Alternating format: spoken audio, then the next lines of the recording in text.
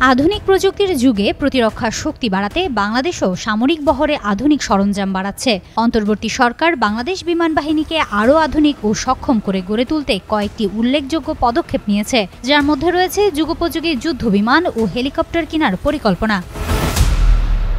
2027 সালের মধ্যে ইতালি থেকে 4.5 জেনারেশনের 10টি multirole combat aircraft Eurofighter typhoon কিনবে সরকার। এছাড়াও তুরস্ক থেকে 6টি T-129 অ্যাটাক হেলিকপ্টার কেনার পরিকল্পনা রয়েছে বাংলাদেশের। এই কাজ ত্বরান্বিত করতে একজন এয়ার ভাইস মার্শালকে সভাপতি করে 12 সদস্যের একটি আন্তঃমন্ত্রণালয় কমিটি গঠন করা হবে।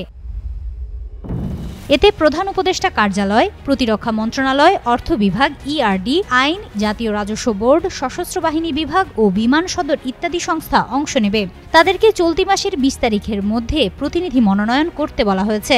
যৌথ কমিটি ইতালি ও তুরস্কের প্রতিনিধিদের সঙ্গে আলোচনায় বসবে। 2025 থেকে 2026 অর্থবছরের মধ্যে ক্রয় চুক্তি শেষ করার লক্ষ্য নেওয়া হয়েছে। ইউরোফাইটার টাইফুন বিশ্বের বহুল ব্যবহৃত মাল্টিরোল যুদ্ধবিমানগুলোর একটি।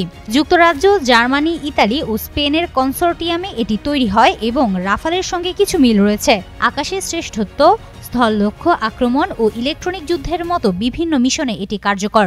টাইফুনে উন্নত রাডার ও সেন্সর, নমনীয় মডুলার নকশা ও শক্তিশালী দুটি ইউরোজেট 200 ইঞ্জিন রয়েছে। রিফুয়েলিং ছাড়া প্রায় 2900 কিলোমিটার পর্যন্ত উড়তে পারে এবং প্রায় 55,000 ফুট উচ্চতায় উঠতে সক্ষম এই টাইফুন।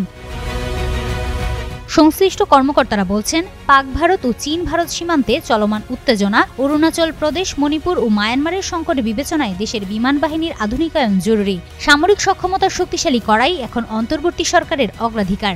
এই বিষয়ে বুধবার এক ফেসবুক স্ট্যাটাসে উপদেষ্টা আসিফ মাহমুদ বলেন, দেশের আকাশ প্রতিরক্ষাকে শক্তিশালী করতে ও বিমান বাহিনীর আধুনিকায়নে বড় পদক্ষেপ নিচ্ছে অন্তর্বর্তী সরকার। ইতালির তৈরি ইউরোফাইটার টাইফুন, চীনের তৈরি J-10C এবং পাকিস্তানের কাছ থেকে JF-17 যুদ্ধবিমান কিনতে যাচ্ছে বাংলাদেশ। সেই সঙ্গে তুরস্কের তৈরি বিশ্বসেরা T-129 অ্যাটাক হেলিকপ্টারও ওড়ার অপেক্ষায় বাংলার আকাশে। হিমাতুল জান্নাত, যুগান্তর নিউজ।